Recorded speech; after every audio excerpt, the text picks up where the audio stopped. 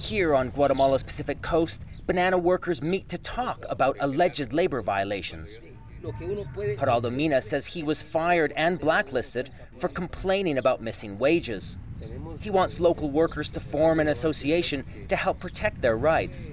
But Guatemala is notoriously anti-union, and Geraldo's colleagues are worried. The guys are 100% scared to speak out for fear of losing their jobs and the way they support their children. But the payment is not right. Guatemala is the world's third largest banana exporter. More than 40,000 men and women work in the industry. But international groups accuse some banana producers of exploitative conditions that are among the worst in the Americas. Guatemala is one of the world's original banana republics, a century-old industry born from inequality and repression. It's a legacy that thousands are now working to change.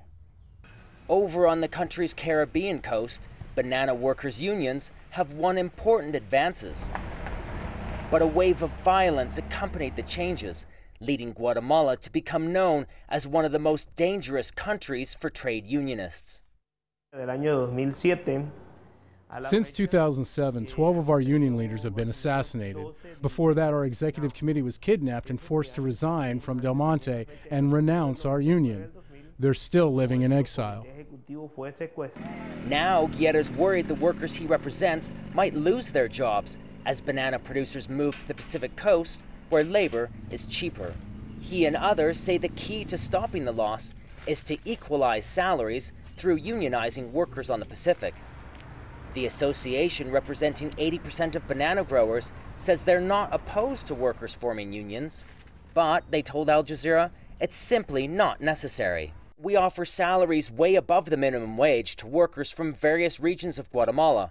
We're engaged in the dignity and well-being of all workers, and we observe all legislation regarding labor standards, including freedom of association.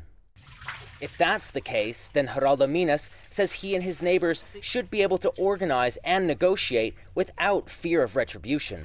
Then, he says, perhaps all banana workers here will be able to truly get ahead. David Mercer, Al Jazeera, Guatemala.